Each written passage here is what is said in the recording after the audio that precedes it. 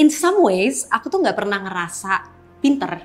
Jadi aku tuh sempat punya relationship yang kurang baik lah with my career. Maudi kalau pakai baju kayak gini ya, momen-momen paling frustrasi itu 17-18an lah. Reputation is important gitu. Apakah lulus dari sekolah bergengsi dan memiliki gelar sebuah keharusan untuk bahagia, sukses, dan dipandang tinggi?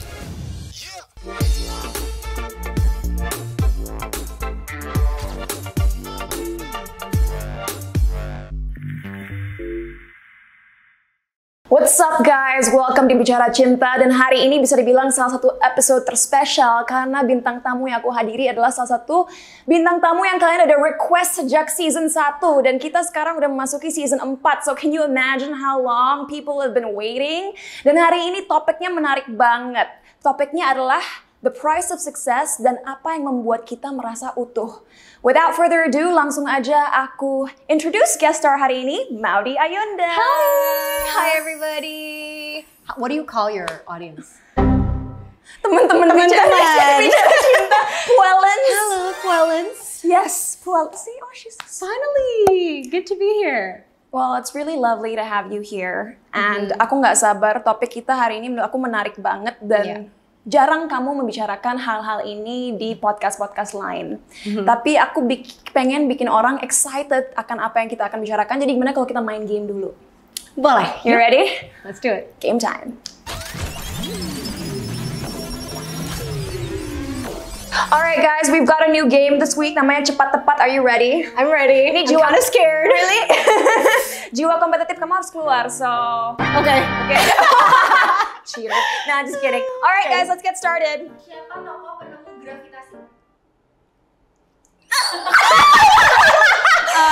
We don't know. Oh my god! Isaac Newton? Oh yes!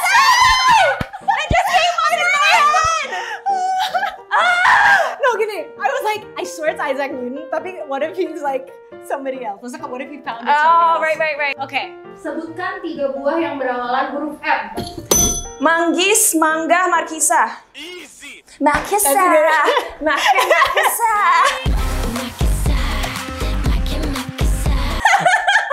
Benar atau salah, Mojokerto adalah kota terbesar di Pulau Jawa? Salah. Benar. Salah. It's okay. Mojokerto kota terkecil di Pulau Jawa. Sebutkan 3 nama Disney princess. Ariel. Cinderella. Sleeping Beauty. Rose. Aurora. Daun melinjo adalah daun yang kaya akan antioksidan. Selain itu, daun ini juga memiliki kandungan vitamin A. Sebutkan 1 nama artis yang dimulai dengan huruf A. Aurel Hermansyah. Itu nyebelin banget asli. I'm like, daun melinjo langsung dikit. Benar atau salah, Maudi dan Mas Opa adalah couple paling mengemaskan di Indonesia? Aku nggak tahu itu benar apa enggak. Sebutkan 3 kata yang mendeskripsikan perempuan Indonesia. Tangguh, independen, dan juga sabar. Apakah definisi dari gatekeep? What do you think it is? Isn't gatekeeping kayak making something a secret atau pokoknya melarang orang untuk masuk ke situ lah? Ya, Semacam Ha-ha. itu kan. Menyimpan suatu hal untuk diri sendiri. That was it, folks. Congrats, we both won. Dan gimana kalau kita lanjut ngobrol? Yuk. Let's go. Okay. Maudi, Yes. pengen tahu, penonton kan udah melihat kamu grow up in front of the camera kan? Yeah. Dan tentunya yang kita lihat dari kamu selalu hal-hal yang sangat positif. Dan kamu bisa membedakan kehidupan pribadi kamu dan kehidupan publik kamu. Tapi kalau boleh sharing, aku berharap kamu share sesuatu yang sangat, apa ya, yang sangat orang belum tahu. Kira-kira ada nggak sih fun fact atau shocking fact tentang kamu? Perubahan yang kamu alami dulu tinggal sama orang tua dan sekarang akhirnya udah menikah, udah punya apa ya, rumah sendiri, not living with your parents anymore. I don't know. Aku nggak tahu kalau fact ini tuh bakalan shocking.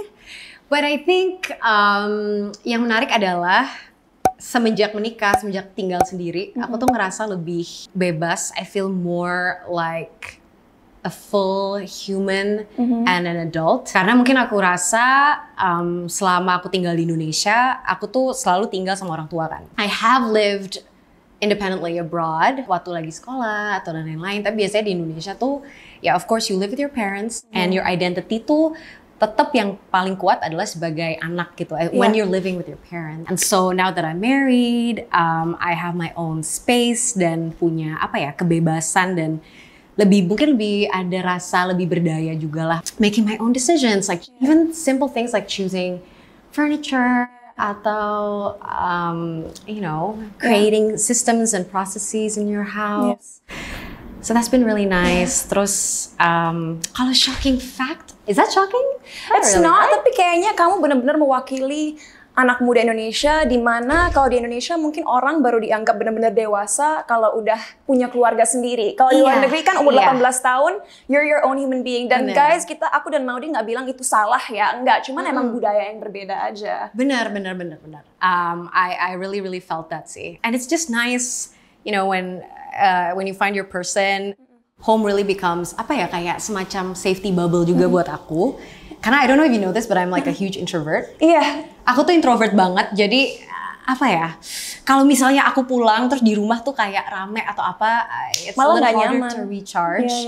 Ya sekarang is just the one person that makes me feel really comfortable. So home is really home for me. Gitu. Tapi dulu buat kamu menjadi konflik nggak sih? Kan kamu terekspos dengan dua budaya ya. Kamu tahu Western culture di mana orang menjadi dewasa saat umur 18 tahun. Kamu juga sangat ngerti Asian culture di mana ya kita harus sangat mematuhi orang tua dan baru dianggap dewasa kalau udah keluar dari rumah dan punya keluarga sendiri. Was that something troubling for you? No, for sure.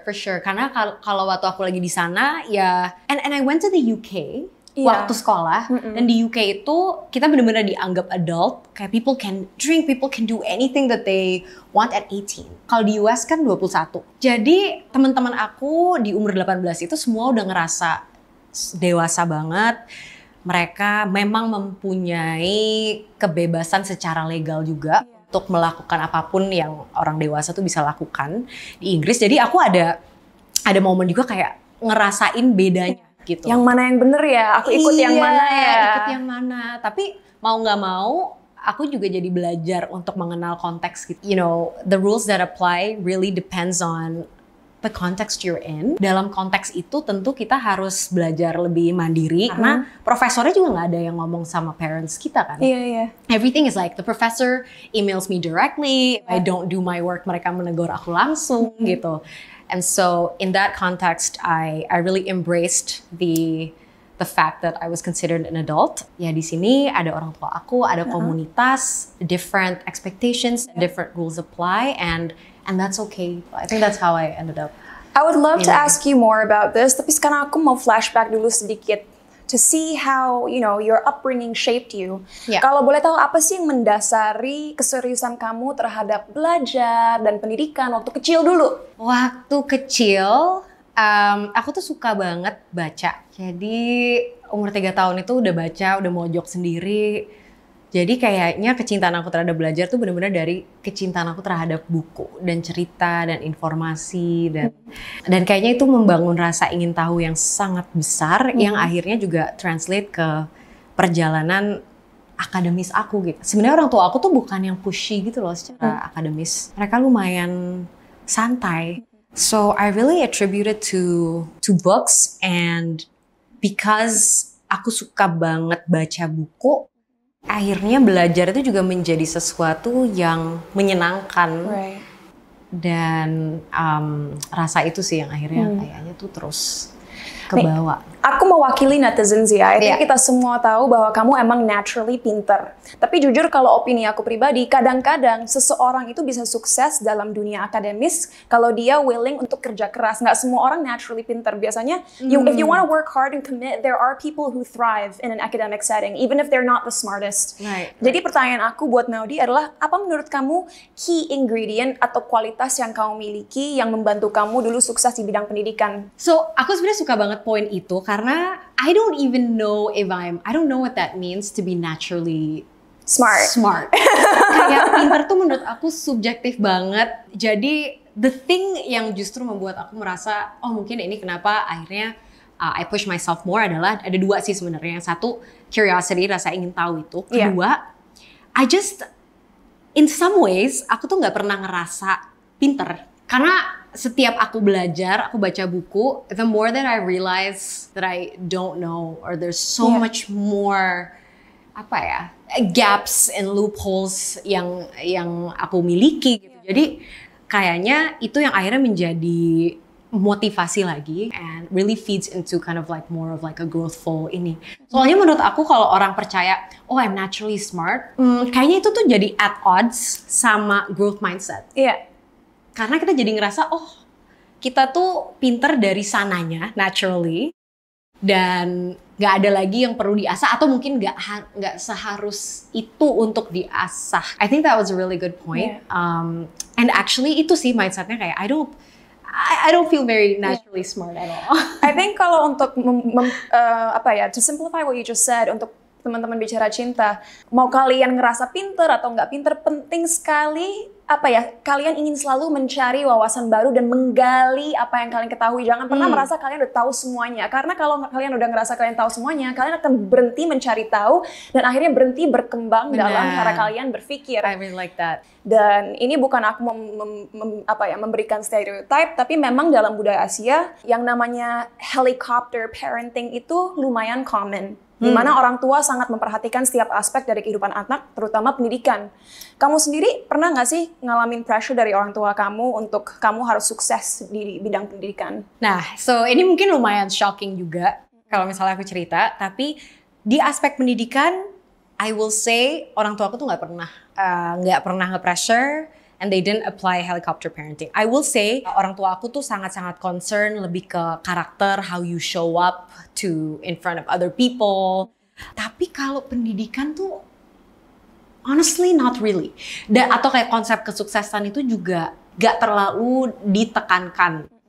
Dan malah mungkin karena itu aku tuh merasa dunia akademis atau dunia sekolah itu menjadi dunia yang milik aku sendiri. Karena justru nggak terlalu nggak terlalu dipaksa, nggak terlalu dikekang. Terus jadinya it's my playground, and kalau misalnya aku dapat nilai bagus, I can really take the credit. Jadi itu space di mana aku benar-benar merasa kepemilikan yang sangat tinggi, and because of that ownership, malah menurut aku jadi lebih self-sustainable aja in terms of motivation atau apapun itu. Aku punya sistem insentif sendiri yang bukan dari orang tua gitu. And I think that's so beautiful. Aku nggak tahu ya penonton bicara cinta yang udah jadi young parent mungkin, tapi ini insight yang bagus bahwa kadang-kadang tentunya memberikan motivasi atau dorongan kepada anak ada kala itu penting. Tapi jangan sampai anak itu merasa bahwa belajar jadi pekerjaan. Karena nanti susah untuk mereka bisa enjoy mempelajari apa yang mereka pelajari.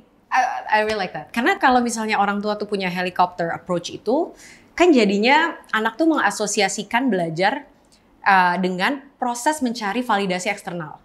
Kayak kalau dapat nilai A, orang tua akan jadi lebih sayang atau jadi ngebeliin pokoknya macam-macam ya, jadi ngebeliin hadiah atau mainan gitu. Tapi itu sebenarnya not the point, karena kan kita pengen anak-anak membangun yaitu rasa loving the process of studying for the sake of learning and growing and all that. Jadi penting banget dalam budaya kita, orang tua mulai sadar bahwa saat anak bisa mengapresiasi proses belajar itu akan lebih bermakna dan bervalue bagi mereka. Karena yang mereka akan sadari adalah yang penting adalah proses belajarnya, bukan hasil dari bukan proses semata hasilnya. Iya.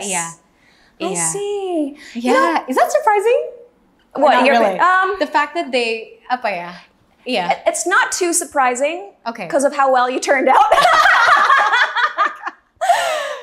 But with that being said, walaupun kita nggak pernah kayak super deket dari dulu, kamu dan aku udah kenal lumayan lama. Kita sering lunch date, coffee date.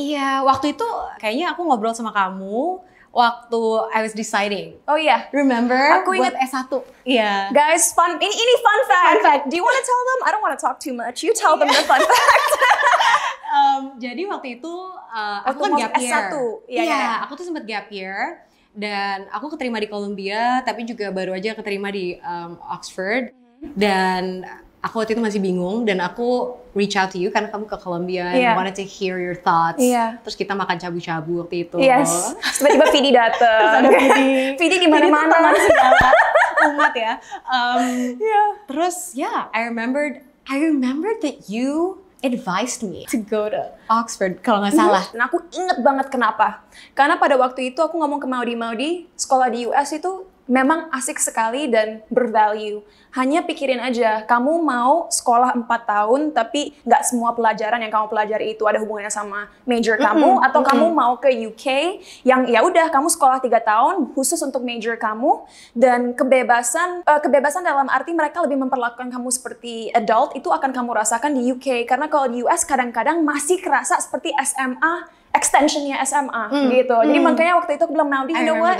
Kamu ke UK, kalau kamu mau S2 baru ke US. And you did it! And I did exactly that. But you know, I wanna go back to bagaimana seorang anak harus berperilaku di budaya kita ini. Kadang-kadang anak merasa terdorong untuk mendengarkan orang tua apapun dampak mental dan emosionalnya demi membahagiakan mereka. Dan I don't know if you've had such experiences, tapi yang aku mau tanya sebenarnya, dan aku yakin banyak orang pengen tahu, kapan sih seorang anak dalam budaya kita layak atau berhak speak up kalau ada sesuatu yang membuat mereka nggak nyaman? This is a tricky question karena aku tuh orangnya I'm very big on context. Jadi semuanya tuh sangat-sangat bergantung kepada konteksnya, orang tuanya seperti apa dan sebagainya. Tapi in general, aku sih merasa waktu kecil, before I was 18, itu mostly mungkin itu waktu dimana you can express your opinions. Can or cannot? You can. Okay. You can. You should be able to always express your opinions.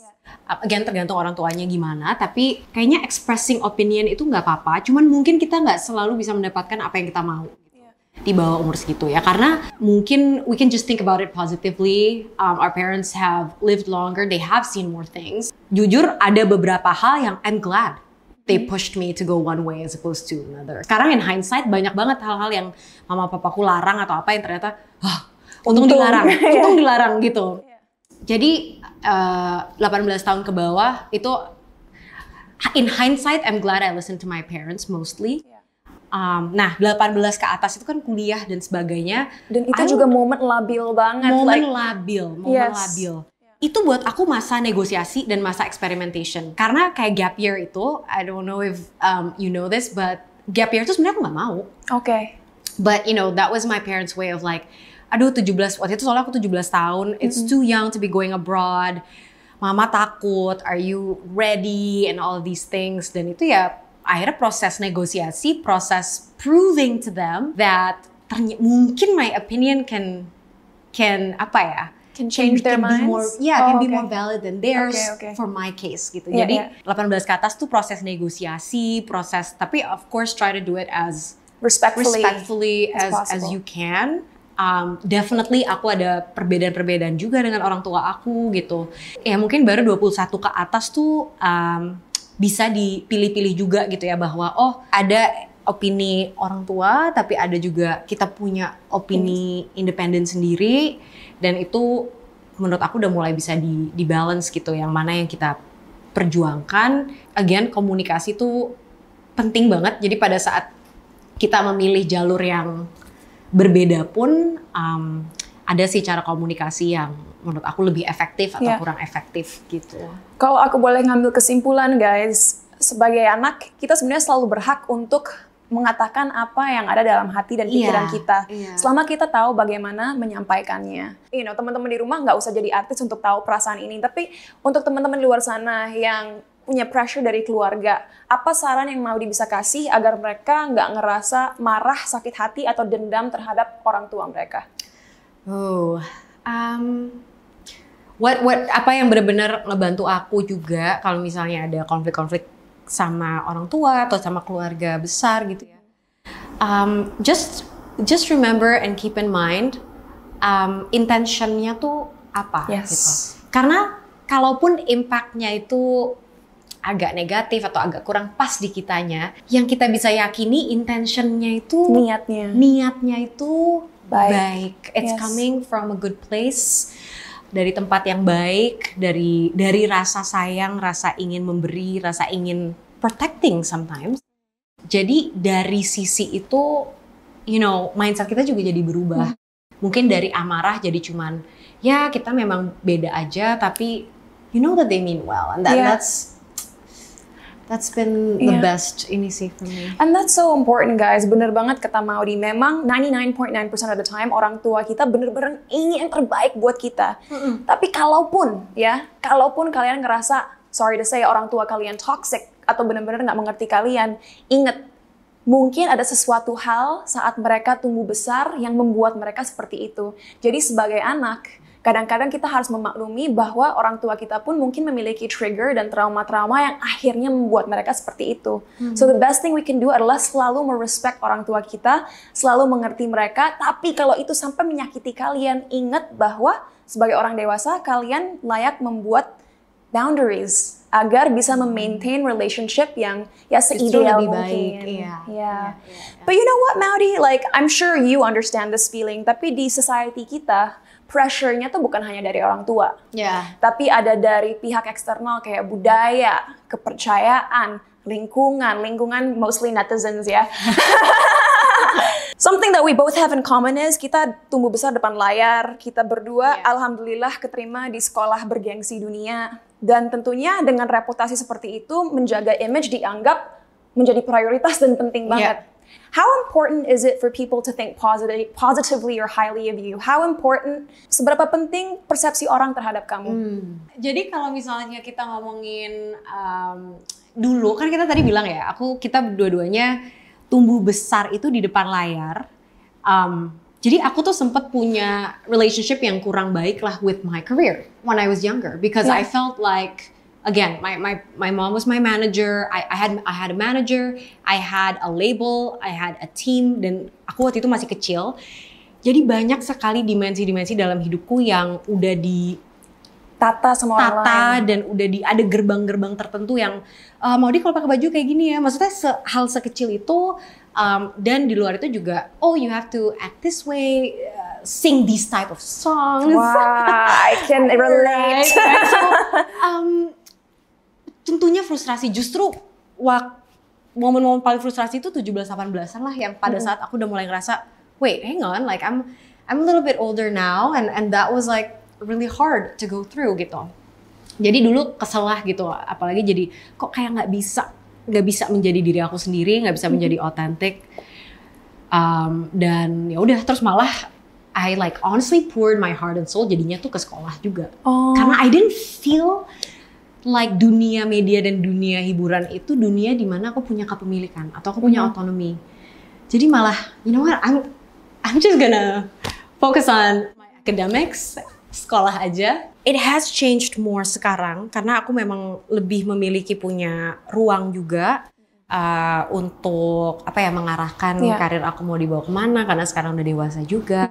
And I do see that for us, when it comes to reputation, and by the way, this is the same as all professional roles. And reputation is important gitu, maksudnya social capital gitu yang kita bangun, make sure kita juga selalu baik sama setiap orang yang kita temuin, kita and all of these things, karena in any professional role, in any career, reputation dan social capital itu penting.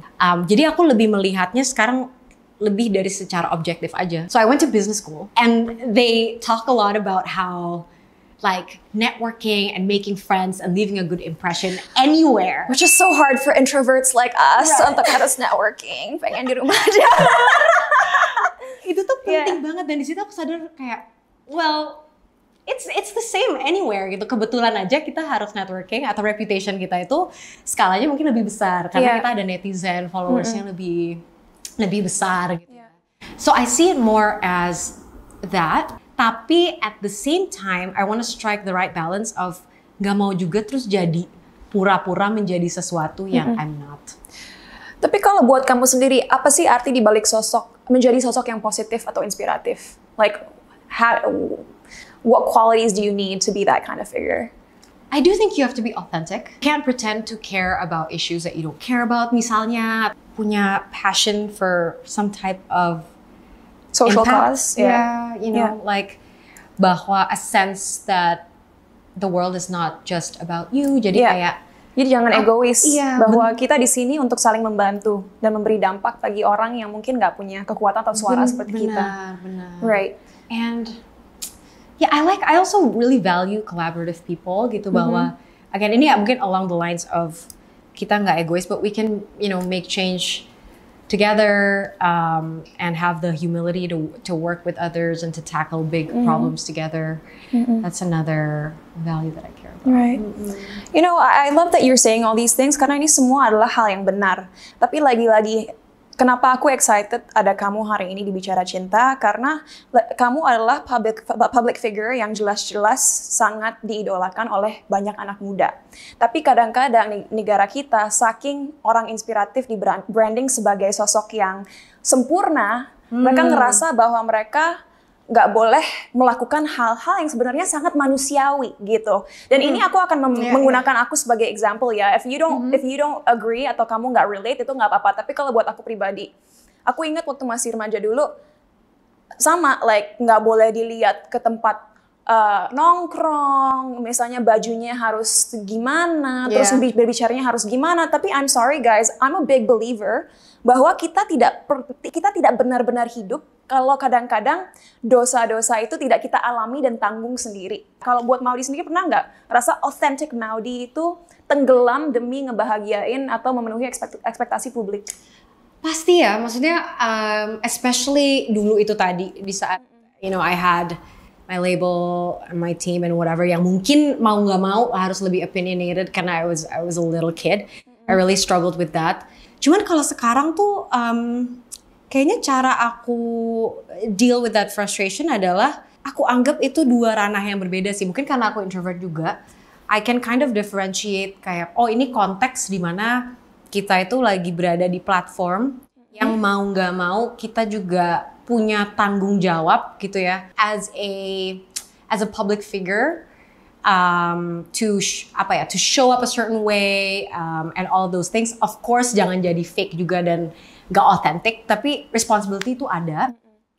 Terus ada lagi ranah private dan pribadi yang aku sejujurnya karena aku introvert, there are also things that I know are more private to me and is different from that. Jadi it's been healthier for me to create that dichotomy, and that's helped me be more authentic and also show up in certain ways. Gitu. Lagi-lagi, if I can sum that up, I think yang aku ngertiin adalah kalau buat Maudy, you do things that other human beings do, tapi kamu melakukan itu di ranah privat karena kamu lebih memilih ya udah apa yang kamu lakukan di kehidupan pribadi kamu, it's for you and your friends to know, gitu. Right. Tapi ada juga misalnya orang kayak aku yang sekarang ya, if you guys want to judge me for the decisions I make, terserah aja. Dan dua-duanya sah loh guys, nggak ada yang salah.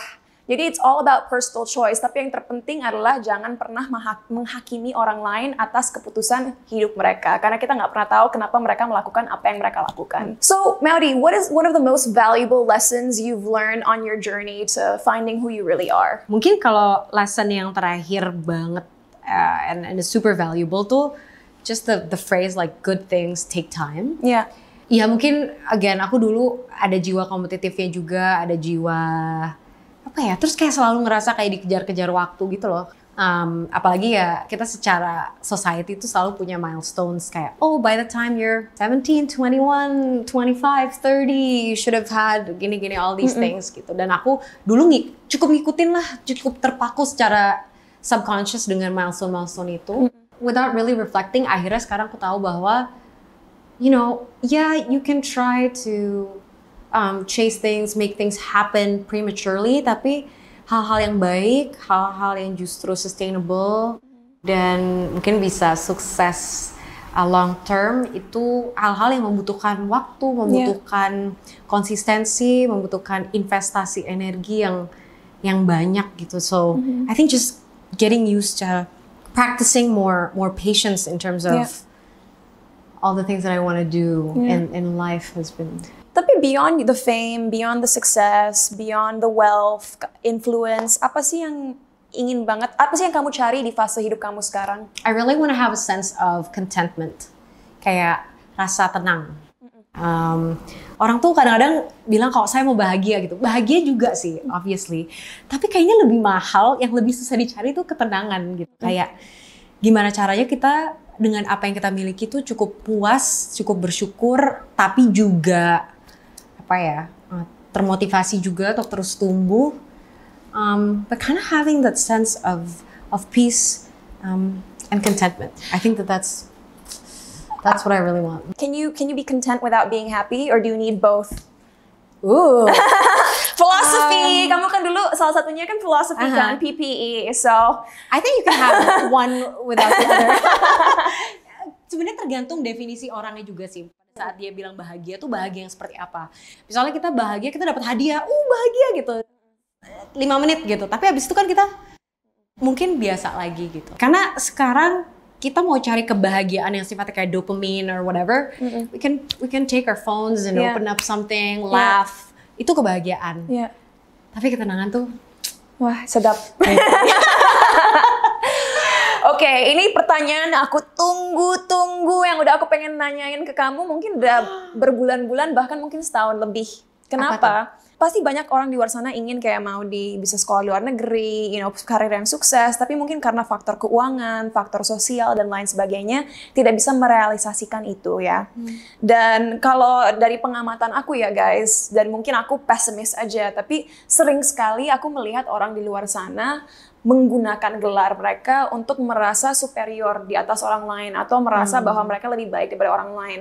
Pertanyaan aku adalah, apakah lulus dari sekolah bergengsi dan memiliki gelar sebuah keharusan untuk bahagia, sukses, dan dipandang tinggi? No, absolutely not. Aku rasa banyak orang yang they're trapped into thinking that karena ya mungkin external validation itu. Gitu. Sebenarnya apa sih gelar, apa sih label-label semua itu kalau bukan untuk validasi eksternal supaya orang mikir saya ABCDE gitu. Tapi kebahagiaan atau ketenangan tadi yang aku bilang, it's all about finding validation like within, right? It's all about it's who you are as a human being. Impact itu jauh lebih penting, the way we show up for other people, kindness, growing. Those are the values that I really care about. Jadi kalau misalnya teman-teman di sini itu sih nggak sih jawabannya. You definitely nggak perlu gelar, nggak perlu fame, nggak perlu all of these things. And I mean, I'm sure we can even tell them at this point. They don't, you're happy. It brings you some amount of happiness pada saat lulus atau apa gitu. Tapi bukan itu kok gitu yang kita perluin buat kebahagiaan dan ketenangan itu tadi. Dan hanya mau menambahkan aja guys, tentunya ilmu memberikan kalian kepercayaan diri. Dan saat kita bisa mengachieve suatu hal yang besar, kayak mendapatkan gelar dan lain sebagainya, tentu itu membuat kita bangga. Tapi ingat, banyak sekali real world example di luar sana, orang-orang yang mungkin tidak punya kesempatan untuk punya pendidikan yang tinggi dan lain sebagainya, tapi tetap bisa sukses, tetap bisa influential, tetap bisa berdampak positif bagi banyak banget orang di luar sana. Jadi tentu kalau kalian punya kesempatan, take it, because it does feel amazing. Tapi jangan pernah merasa rendah, merasa tidak valuable, merasa kalian di bawah orang lain hanya karena kalian tidak memiliki kesempatan atau opportunity yang sama. Because the value of an individual tidak hanya didikte dari berapa award yang kalian menangkan, berapa gelar yang kalian punya, atau apa aja yang kalian udah accomplish dalam hidup kalian. Do you agree? I love that. Jadi empasisnya tuh ilmu dibandingin gelar gitu kan, influence dibandingin fame gitu. Those are the things that are important, can make you grow. Tapi kalau cuma labels, certificates, gelar. Kalau kamu bisa naik time machine dan ketemu Maudy kecil, apa sih satu hal yang ingin kamu katakan ke dia? I would probably just say something as simple as things are gonna turn out okay. Karena I grew up and I just I'm like a big overthinker. And I worry about a lot of things. kayak oh nanti ini gimana, B gimana, C gimana, D gimana gitu ya. Aku juga. Ya kan. Jadi by nature tuh mungkin terlalu takut gitu akan masa depan. Dan itu aja sih, aku justru cuma pengen kayak don't worry too much about it. You know, keep at it tapi juga don't waste your time worrying dan things are gonna be okay. Lebih ke situ. Do you have any last words untuk teman-teman bicara cinta sebelum kita wrap up? Last words, I just really enjoyed this and that was a wonderful conversation. Hari ini kita ngebahas topik-topik yang honestly kita juga udah sering curhat to each other ya, karena we do share those experiences. Semoga teman-teman di sini mendapatkan hal yang baik dari obrolan kita dan semoga ada yang bisa dijadikan inspirasi atau a cause to make you smile today. And that's so important. And for me guys, thank you so much for watching. Ingat, kalianlah yang mendikte value diri kalian sendiri. Jangan pernah membiarkan orang lain membuat kalian merasa kecil. And on that note, we'll see you guys next week. Thank you so much, Maddie, for your time. Bye. Bye.